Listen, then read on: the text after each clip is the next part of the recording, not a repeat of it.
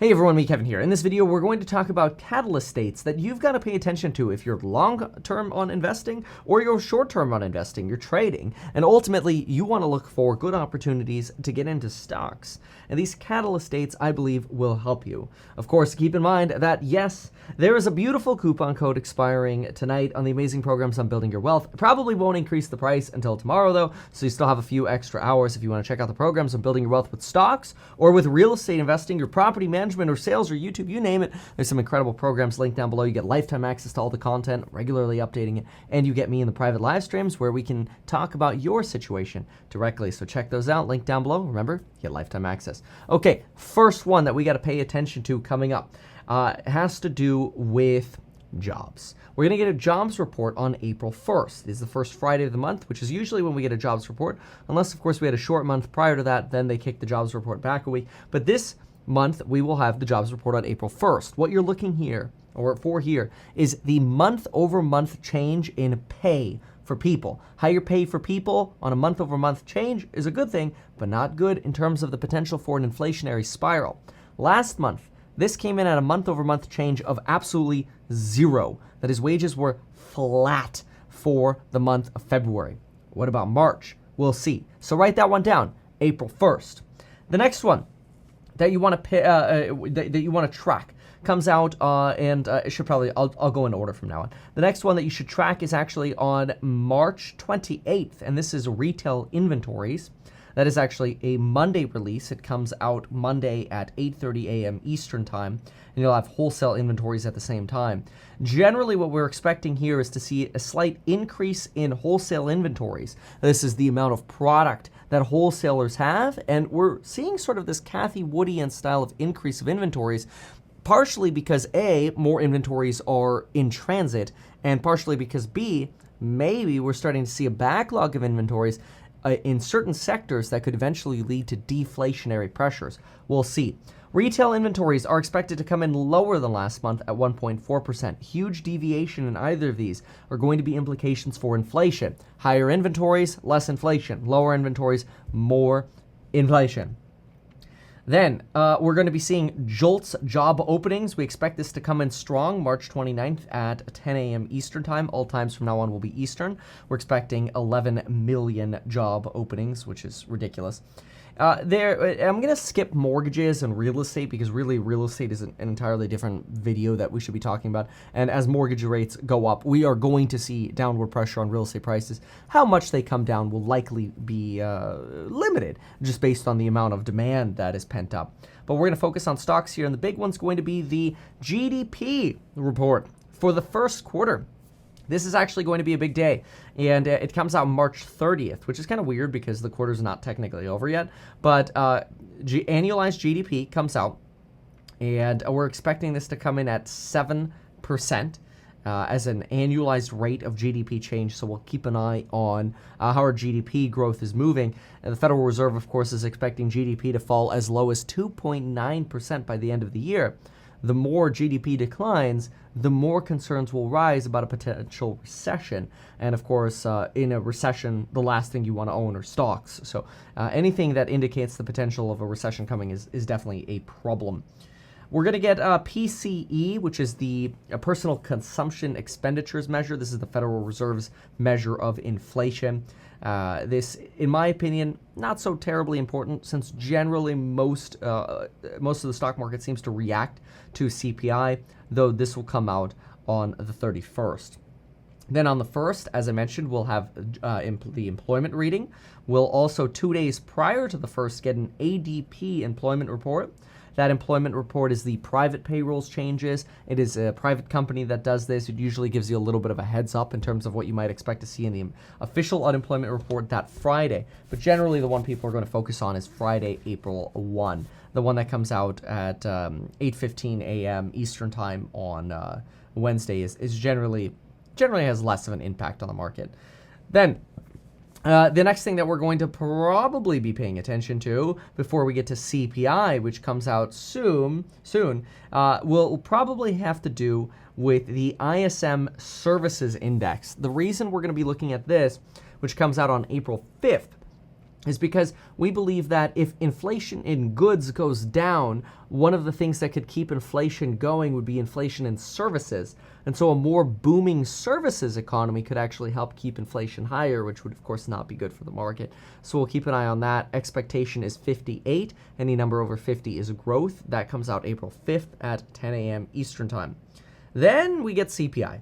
We're going to be looking for that CPI month-over-month information. Survey estimates are not in yet for April, or for March rather, but this is the CPI report that is probably going to be the worst one that we've seen, honestly, like ever. This could end up being one of the peak reports because it's after the war has begun. It should fully reflect a full month of high gasoline prices at the pumps. Remember that CPI likes to divide a month into 3 equal segments. Take an average price of those 3 snapshots, average it together, and then you get an estimate for energy-style inflation.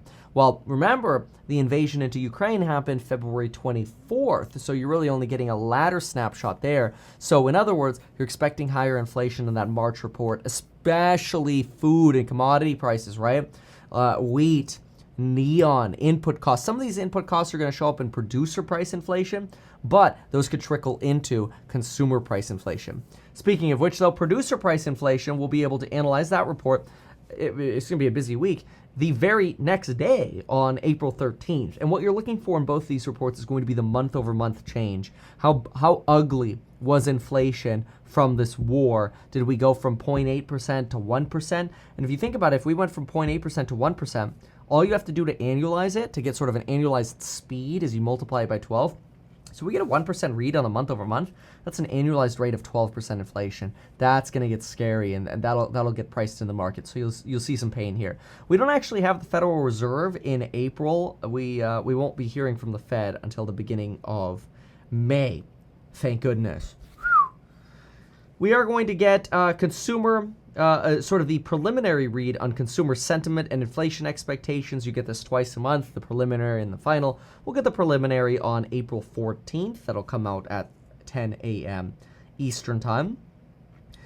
Then we'll get some real estate statistics around the 21st and 22nd. But more important, I personally think, is going to be that consumer confidence figure that we'll get by April 26th. And we want to see some confidence start getting restored. And then we'll be at inventories again by the end of April on April 27th at 8:30 a.m.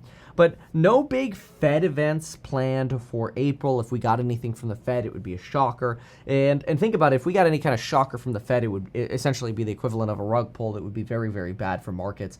I mean, you could see a Dow Jones down 10% day very quickly. We don't actually expect that. I would say the real big ones to pay attention to for April coming up here. Jobs report, we want to see wage price spiral or no. So far the answer has been no. CPI, how bad's that month over month going to be? PPI, producer price inflation, how bad's that month over month going to be? And then, of course, expectations are always very important to measure what's happening with inflation expectations. You really want to watch that. That's a big deal for the Federal Reserve. Inventories, in my opinion, do matter as well because they could be a little bit of a leading indicator in terms of what you might expect for future inflation. So these are some of our big catalyst dates coming up for April. We also, though, and this is important to consider, have a tax filing deadline mid-April.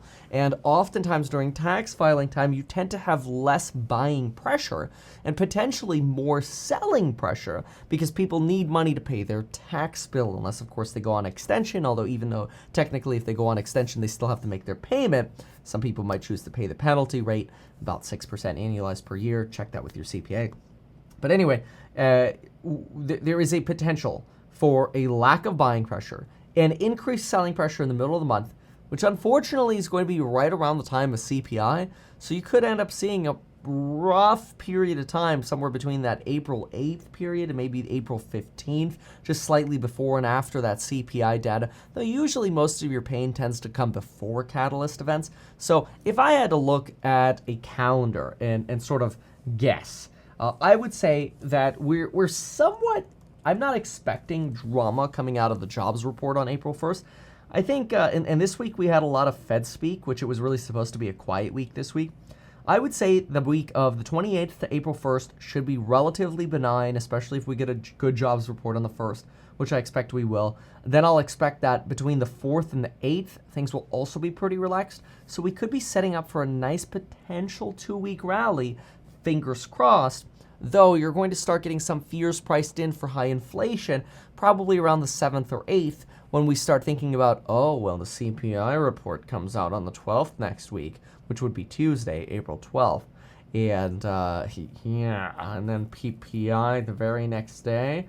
Yeah, people are going to want to wait for that because it'll send signals to the market about what the Federal Reserve should do. If, let's just say, inflation came in at some ridiculous level, so ridiculously high, and that inflation was broad-based where it wasn't just isolated to energies or commodities related to war, then that's a sign that inflation is getting entrenched and the Fed might have to come out and pull a dirty on us. That is either a dirty rug pull unexpectedly or just straight up in our face on their next FOMC meeting, which again is not until the beginning of May. So goodbye, J-Pow. Take a month off. We don't want to hear from you for a little bit. But what we do want to hear from is me and those private course member live streams where you could get my perspectives one-on-one with me when you ask a question. Of course, it's a larger group of individuals who come into the live streams. But when I answer your question, I try to dedicate time to your question that you provide. I look forward to having you. Check out the programs on stocks, real estate sales, property management, and rental renovations. You save a lot of money. We've even got a special partnership with Lowe's. And if you want to check this out, link down below. Just make sure you use that coupon code before the price goes up and that coupon expires. Thanks so much, and we'll see you in the next one. Bye.